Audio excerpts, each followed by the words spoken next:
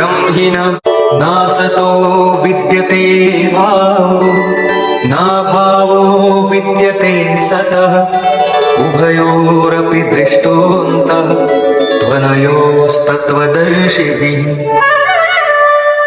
अर्जुन, असत वस्तु का अस्तित्व नहीं है, वो है ही नहीं, उसे रोका नहीं जा सकता, और सत्य का तीनों काल में अभाव नहीं है, उसे मिटाया नहीं जा सकता।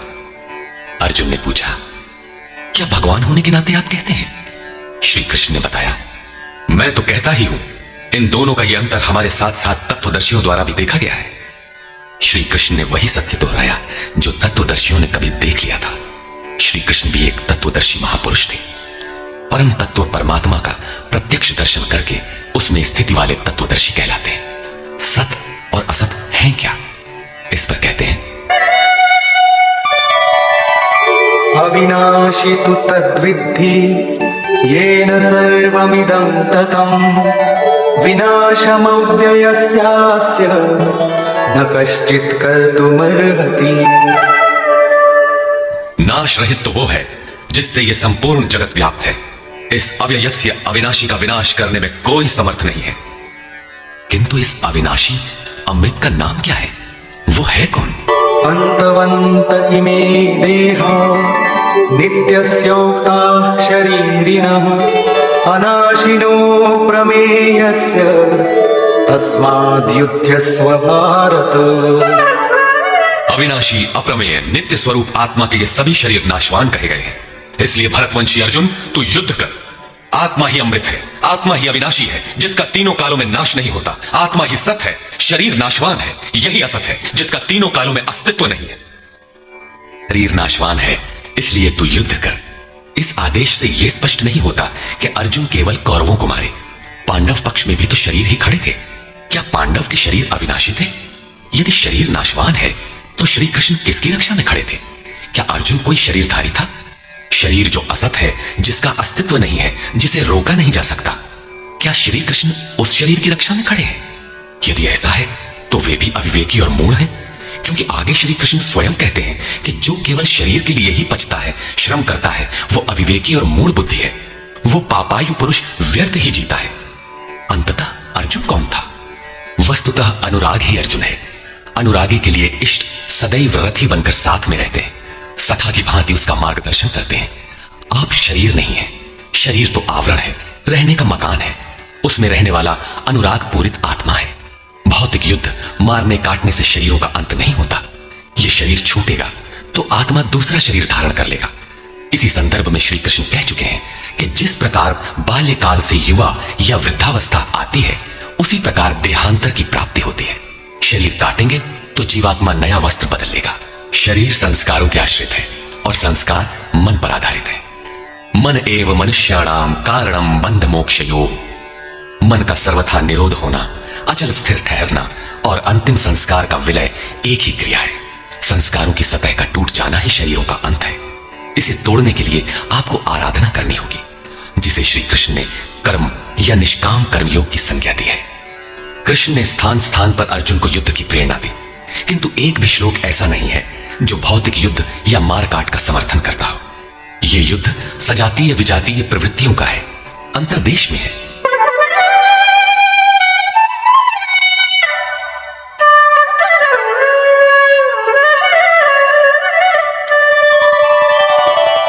य एनं वेत्ति हन्तारं यश्चैनं मन्यते हतम् उभौ तौ न विजानीतो नायं हन्ति न हन्यते। जो इस आत्मा को मारने वाला मानता है तथा जो इस आत्मा को मरा हुआ समझता है, वे दोनों ही आत्मा को नहीं जानते, क्योंकि ये आत्मा न तो मारता है और न मारा ही जाता है। पुनः इसी पर बल देते हैं, न जायते म्रियते वा कदाचित् नायं भूत्वा भविता वा न भूयः अजो नित्यः शाश्वतोऽयं पुराणो न हन्यते हन्यमाने शरीरे। यह आत्मा किसी काल में न तो जन्मता है और न मरता है, क्योंकि यह वस्त्र ही तो बदलता है। न यह आत्मा होकर अन्य कुछ होने वाला है, क्योंकि यह अजन्मा है, नित्य है, शाश्वत और पुरातन है। शरीर के नाश होने पर भी उसका नाश नहीं होता। आत्मा ही सत्य है, आत्मा ही पुरातन है, आत्मा ही शाश्वत और सनातन है। आप कौन है? सनातन धर्म के अनुयायी। सनातन कौन है? आत्मा। आप आत्मा के अनुयायी हैं। आत्मा, परमात्मा और ब्रह्म एक दूसरे के पर्याय हैं। आप कौन है? शाश्वत धर्म के उपासक। शाश्वत कौन है? आत्मा। अर्थात हम आप आत्मा के उपासक हैं। यदि आप आत्मिक पथ को नहीं जानते तो आपके पास शाश्वत सनातन नाम की कोई वस्तु नहीं है। उसके लिए आप आहें भरते हैं तो प्रत्याशी अवश्य है, किंतु सनातन धर्मी नहीं है। सनातन धर्म के नाम पर किसी कुरीति के शिकार हैं। देश विदेश में मानव मात्र में आत्मा एक ही जैसा है। इसलिए विश्व में कहीं भी कोई आत्मा की स्थिति दिलाने वाली क्रिया जानता है और उस पर चलने के लिए प्रयत्नशील है तो वो सनातन धर्मी है, चाहे वो अपने को ईसाई, मुसलमान, यहूदी या कुछ भी क्यों न कह ले।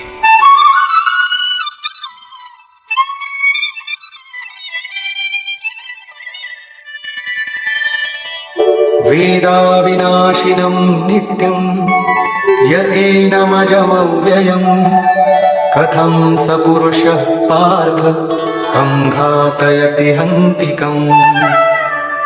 पार्थिव शरीर को रथ बनाकर ब्रह्म रूपी लक्ष्य पर अचूक निशाना लगाने वाला पृथा पुत्र अर्जुन, जो पुरुष इस आत्मा को नाश रहित, नित्य, अजन्मा और अव्यक्त जानता है, वो पुरुष कैसे किसी को मरवाता है और कैसे किसी को मारता है। अविनाशी का विनाश असंभव है।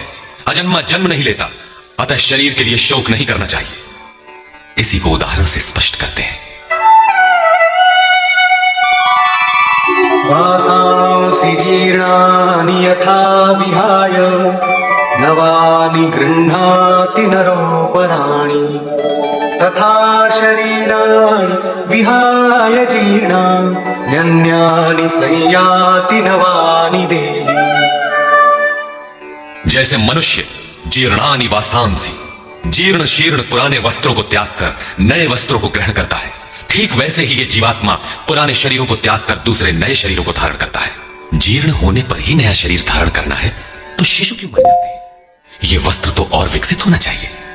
वस्तुतः ये शरीर संस्कारों पर आधारित है। जब संस्कार जीर्ण होते हैं तो शरीर छूट जाता है।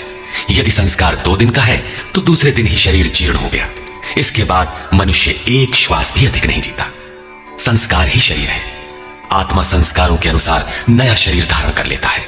अथा खलु ऋतुमयः पुरुषः यथा इहैव तथैव प्रेत्य भवति कृतं लोकं पुरुषोऽभिजायते। अर्थात ये पुरुष निश्चय ही संकल्पमय है। इस लोक में पुरुष जैसा निश्चय वाला होता है वैसा ही यहां से मरकर जाने पर होता है। अपने संकल्प से बनाए हुए शरीरों में पुरुष उत्पन्न होता है। इस प्रकार मृत्यु शरीर का परिवर्तन मात्र है। आत्मा नहीं मरता, पुनः इसकी अजरता अमरता पर बल देते हैं।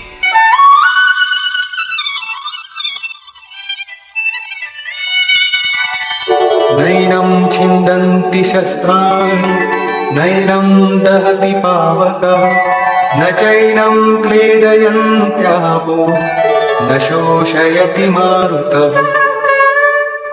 अर्जुन, इस आत्मा को शस्त्रादि नहीं काटते।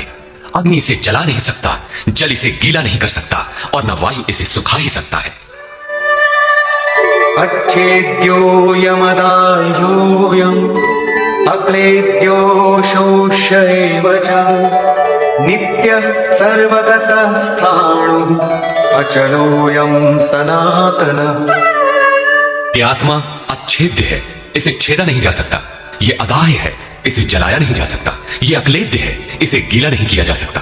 आकाश इसे अपने में समाहित नहीं कर सकता। यह आत्मा निसंदेह, अशोष्य, सर्वव्यापक, अचल, स्थिर रहने वाला और सनातन है। अर्जुन ने कहा था कि कुल धर्म सनातन है। ऐसा युद्ध करने से सनातन धर्म नष्ट हो जाएगा, किंतु श्री कृष्ण ने इसे अज्ञान माना और आत्मा को ही सनातन बताया। आप कौन है? सनातन धर्म के अनुयायी। सनातन कौन है? आत्मा। यदि आप आत्मा पर्यंत दूरी तय करने वाली विधि विशेष से अवगत नहीं हैं, तो आप सनातन धर्म नहीं जानते। इसका कुपरिणाम सांप्रदायिकता में फंसे धर्म भीरू लोगों को भोगना पड़ रहा है। जब मैटर क्षेत्र में पैदा होने वाली कोई वस्तु इस सनातन का स्पर्श नहीं कर सकती, तो छूने खाने से सनातन धर्म नष्ट कैसे हो सकता है? यह धर्म नहीं, एक कुरीति परिस्थिति थी जिससे भारत में सांप्रदायिक वैमनस्य बढ़ा और राष्ट्रीय एकता की आज भी समस्या बनी हुई है। धर्म की शरण हम क्यों जाते हैं? क्योंकि हम मरण धर्मा है और धर्म कोई ठोस चीज है जिसकी शरण जाकर हम भी अमर हो जाएं। हम तो मारने से मरेंगे और ये धर्म केवल छूने और खाने से मर जाएगा, तो हमारी क्या रक्षा करेगा?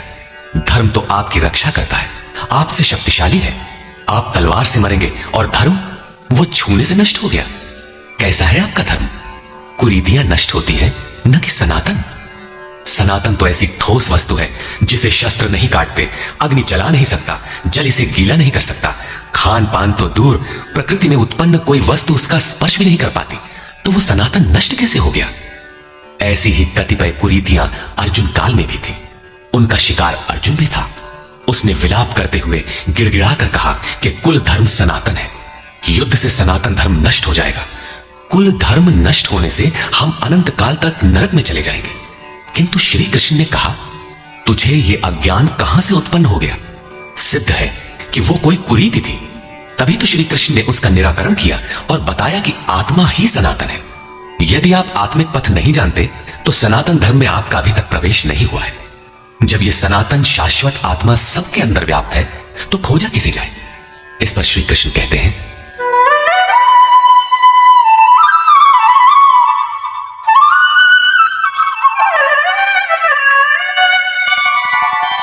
अव्यक्तोऽयमचिन्त्योऽयम् अविकार्योऽयमुच्यते तस्मादेवं विदित्वैनं नानुशोचितुमर्हसि। ये आत्मा अव्यक्त अर्थात इंद्रियों का विषय नहीं है। इंद्रियों के द्वारा इसे समझा नहीं जा सकता। जब तक इंद्रियों और विषयों का संयोग है तब तक आत्मा तो है, किंतु उसे समझा नहीं जा सकता। वो अचिंत्य है। जब तक चित्त और चित्त की लहर है तब तक वो शाश्वत है तो, किंतु हमारे दर्शन, उपभोग और प्रवेश के लिए नहीं है। अतः चित्त का निरोध करे। पीछे श्री कृष्ण बता आए कि असत वस्तु का अस्तित्व नहीं है और सत का तीनों कालों में अभाव नहीं है। वो सत है आत्मा। आत्मा ही अपरिवर्तनशील, शाश्वत, सनातन और अव्यक्त है। तत्वदर्शियों ने आत्मा को इन विशेष गुणधर्मों से युक्त देखा। न 10 भाषाओं के ज्ञाता ने देखा, न किसी समृद्धशाली ने देखा, बल्कि तत्वदर्शियों ने देखा। श्री कृष्ण ने आगे बताया कि तत्व है परमात्मा। मन के निरोध काल में साधक उसका दर्शन और उसमें प्रवेश पाता है। प्राप्ति काल में भगवान मिलते हैं और दूसरे ही क्षण वो अपने आत्मा को ईश्वरीय गुणधर्मों से विभूषित देखता है। वो देखता है कि आत्मा ही सत्य, सनातन और परिपूर्ण है। ये आत्मा अचिंत्य है। ये विकार रहित अर्थात न बदलने वाला कहा जाता है। अतः अर्जुन, आत्मा को ऐसा जानकर तू शोक करने योग्य नहीं है। अब श्री कृष्ण अर्जुन के विचारों में विरोधाभास दिखाते हैं, जो सामान्य तर्क है।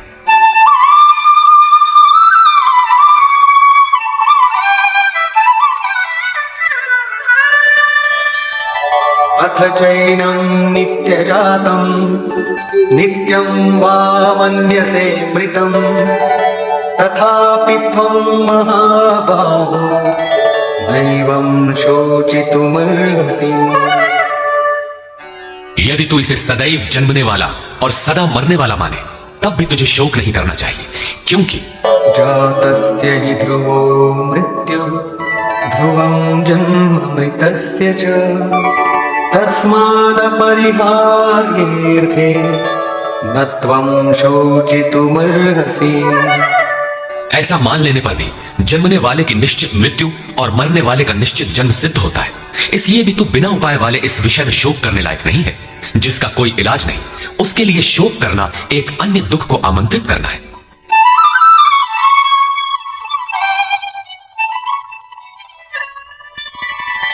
अव्यक्तादीनि भूतानि व्यक्तमध्यानि भारत अव्यक्तनिधनान्येव तत्र का परिदेवना। अर्जुन, संपूर्ण प्राणी जन्म से पहले बिना शरीर वाले और मरने के बाद भी बिना शरीर वाले हैं। जन्म के पूर्व और पश्चात भी दिखाई नहीं पड़ते, केवल जन्म मृत्यु के बीच में ही शरीर धारण किए हुए दिखाई देते हैं। अतः इस परिवर्तन के लिए व्यर्थ की चिंता क्यों करते हो? इस आत्मा को देखता कौन है? इस पर कहते हैं, आश्चर्यवत् पश्यति कश्चिदेनम् आश्चर्यवद् वदति तथैव चान्यः आश्चर्यवच्चैनमन्यः शृणोति श्रुत्वाप्येनं वेद न चैव कश्चित्। पहले श्री कृष्ण ने कहा था कि इस आत्मा को तत्वदर्शियों ने देखा है। अब तत्व दर्शन की दुर्लभता पर प्रकाश डालते हैं कि कोई विरला महापुरुष ही इस आत्मा को आश्चर्य की तरह देखता है, सुनता नहीं प्रत्यक्ष देखता है। और वैसे ही दूसरा कोई महापुरुष ही आश्चर्य की तरह इसके तत्व को कहता है। जिसने देखा है वही यथार्थ कह सकता है। दूसरा कोई विरला साधक इसे आश्चर्य की भांति सुनता है। सब सुनते भी नहीं, क्योंकि ये अधिकारी के लिए ही है। हे अर्जुन, कोई कोई तो सुनकर भी इस आत्मा को नहीं जान पाते, क्योंकि साधन पार नहीं लगता। आप लाख ज्ञान की बातें सुने, समझें, बाल की खाल निकाल कर समझें, लालायित भी रहे, किंतु मोह बड़ा प्रबल है। थोड़ी देर बाद ही आप अपनी सांसारिक व्यवस्थाओं में लिप्त मिलेंगे। अंत में श्री कृष्ण निर्णय देते हैं।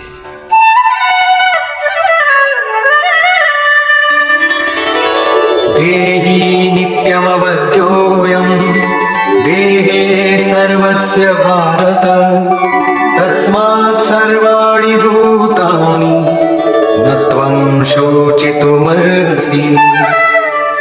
अर्जुन, ये आत्मा सबके शरीर में सदैव अवध्य है, अकाट्य है।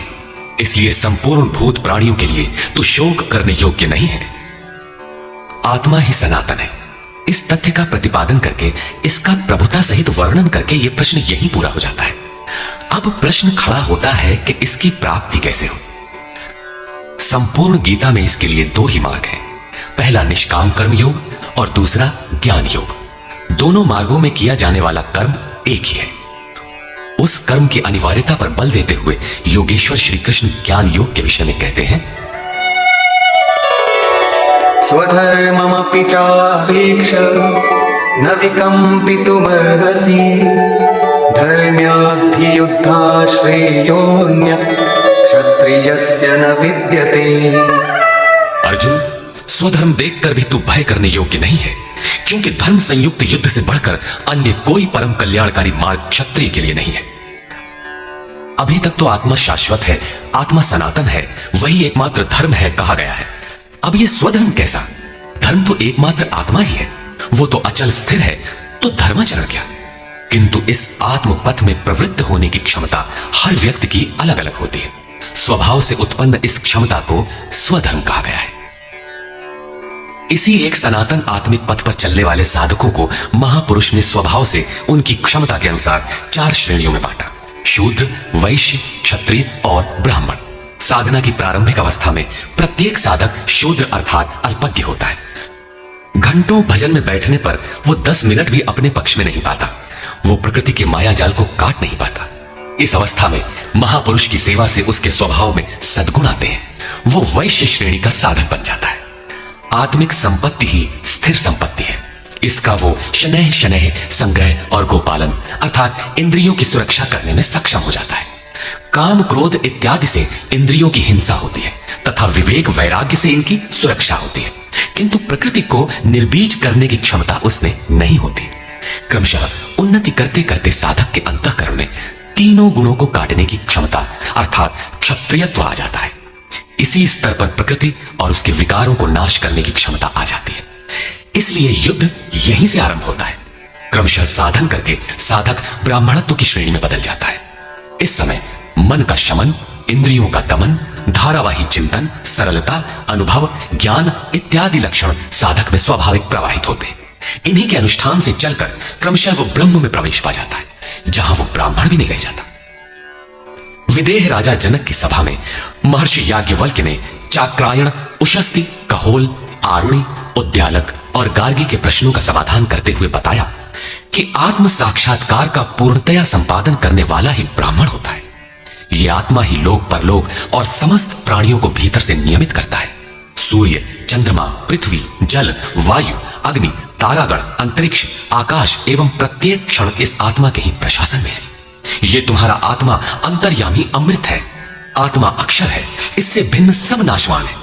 जो कोई इसी लोक में इस अक्षर को न जानकर हवन करता है, तप करता है, हजारों वर्षों तक यज्ञ करता है, उसका ये सब कर्म नाशवान है।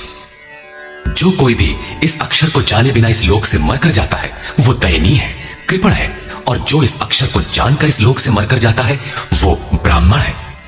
अर्जुन क्षत्रिय श्रेणी का साधक है।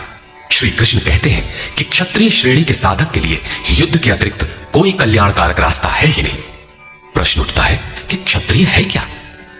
प्रायः लोग इसका आशय समाज में जन्मना उत्पन्न ब्राह्मण, क्षत्रिय, वैश्य, शूद्र जातियों से लेते हैं। इन्हें ही 4 वर्ण मान लिया जाता है, किंतु नहीं।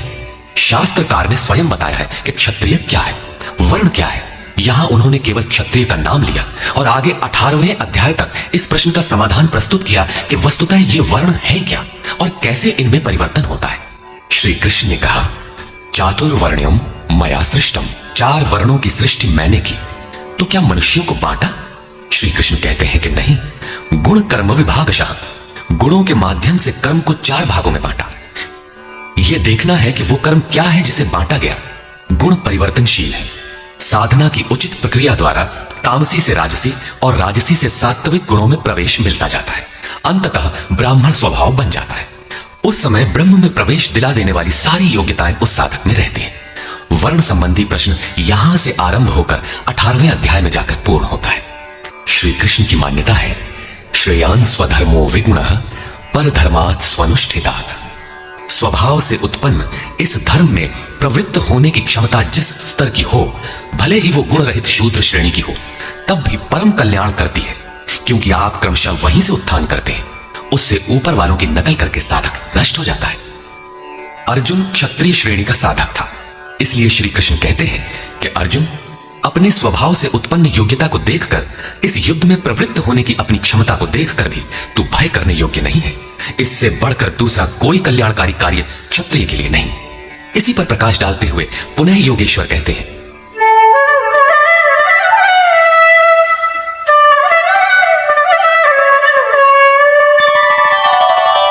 यदृच्छया चोपपन्नम् स्वर्गद्वारमपावृतम् सुखिनः क्षत्रियाः पार्थ लभन्ते युद्धमीदृशम्। पार्थिव शरीर को ही रथ बनाकर अचूक लक्ष्य वेदी अर्जुन, स्वतः प्राप्त स्वर्ग के खुले हुए द्वार रूपी इस युद्ध को भाग्यवान क्षत्रिय ही प्राप्त करते हैं। क्षत्रिय श्रेणी के साधक में तीनों गुणों को काट देने की क्षमता रहती है।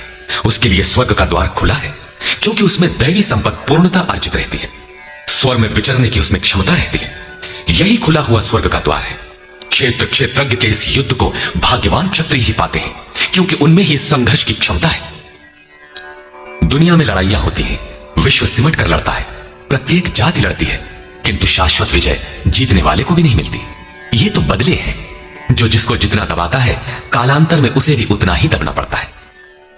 यह कैसी विजय है जिसमें इंद्रियों को सुखाने वाला शोक बना ही रहता है, अंत में शरीर भी नष्ट हो जाता है। वास्तविक संघर्ष तो क्षेत्र और क्षेत्रज्ञ का है, जिसमें एक बार विजय हो जाने पर प्रकृति का सदा के लिए निरोध और परम पुरुष परमात्मा की प्राप्ति हो जाती है। यह ऐसी विजय है जिसके पीछे हार नहीं है।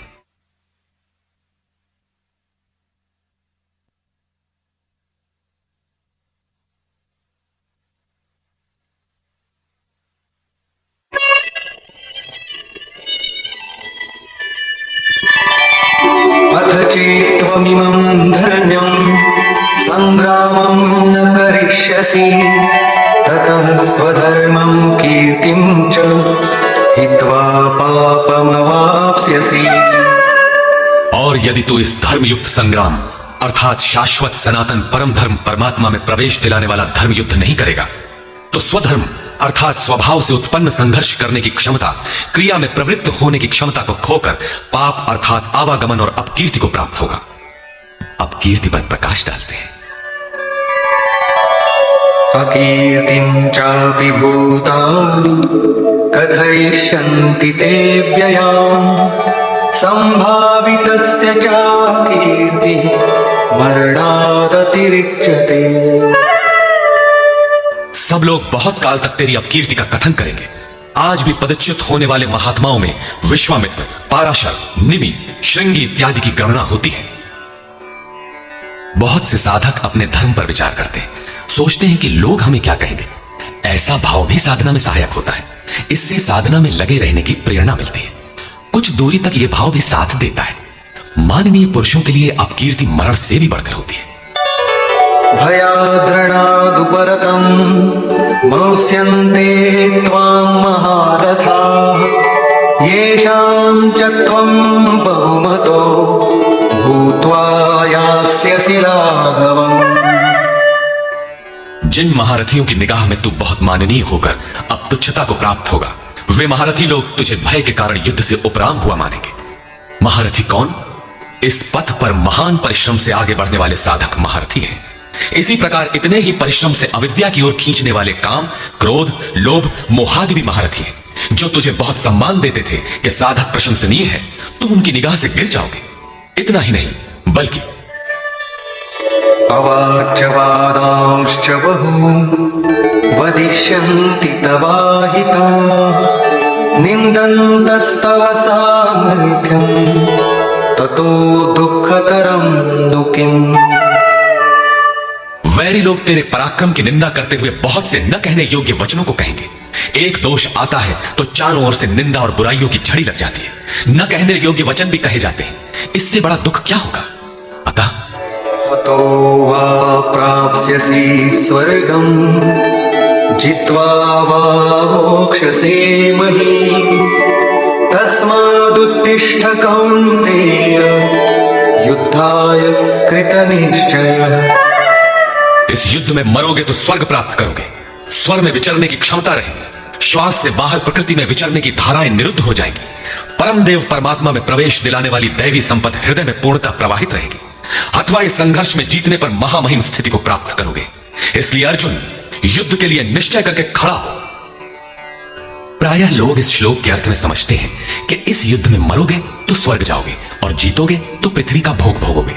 किंतु आपको स्मरण होगा, अर्जुन कह चुका है, भगवान पृथ्वी ही नहीं अपितु त्रैलोक्य के साम्राज्य और देवताओं के स्वामीपन अर्थात इंद्र पद प्राप्त होने पर भी मैं उस उपाय को नहीं देखता जो इंद्रियों को सुखाने वाले मेरे शोक को दूर कर सके। यदि इतना ही मिलना है तो गोविंद, मैं युद्ध कदापि नहीं करूंगा। यदि इतने पर भी श्री कृष्ण कहते कि अर्जुन लड़ो, जीतोगे तो पृथ्वी पा जाओगे, हारोगे तो स्वर्ग के नागरिक बन जाओगे, तो श्री कृष्ण देते ही क्या है? अर्जुन इससे आगे का सत्य, श्रेय, परम कल्याण की कामना वाला शिष्य था, जिसे सद्गुरुदेव श्री कृष्ण ने बताया कि क्षेत्र क्षेत्रज्ञ के इस संघर्ष में यदि शरीर का समय पूरा हो जाता है और लक्ष्य तक नहीं पहुंच सके तो स्वर्ग प्राप्त करोगे, अर्थात स्वर में ही विचरण करने की क्षमता प्राप्त कर लोगे। दैवी संपत्ति हृदय में ढल जाएगी और इस शरीर के रहते रहते संघर्ष में सफल हो जाते हो तो महिम, सबसे महान ब्रह्म की महिमा का उपभोग करोगे, महामहिम की स्थिति प्राप्त कर लोगे। जीतोगे तो सर्वस्व, क्योंकि महामहिमत्व को पाओगे, और हारोगे तो देवत्व। दोनों हाथों में लड्डू रहेंगे, लाभ में भी लाभ और हानि में भी लाभ ही है। पुनः इसी पर बल देते हैं, सुख दुःखे समे कृत्वा लाभालाभो जया जयो ततो युद्धाय युज्यस्व नैवं पापमवाप्स्यसि। इस प्रकार सुख दुख, लाभ हानि, जय पराजय को समान समझकर तू युद्ध के लिए तैयार हो। युद्ध करने से तू पाप को प्राप्त नहीं होगा, अर्थात सुख में सर्वस्व और दुख में भी देवत्व है। लाभ में महिम की स्थिति अर्थात सर्वस्व और हानि में भी देवत्व है। जय में महामहिम स्थिति और पराजय में भी दैवी संपत्ति पर अधिकार है।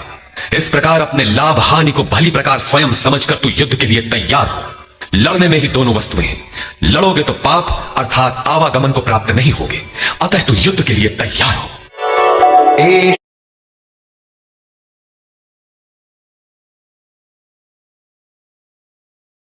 यदा यदा हि धर्मस्य ग्लानिर्भवति भारत अभ्युत्थानम् अधर्मस्य तदात्मानं सृजाम्यहम् परित्राणाय साधूनां विनाशाय च दुष्कृतां धर्म संस्थापनार्थाय संभवामि युगे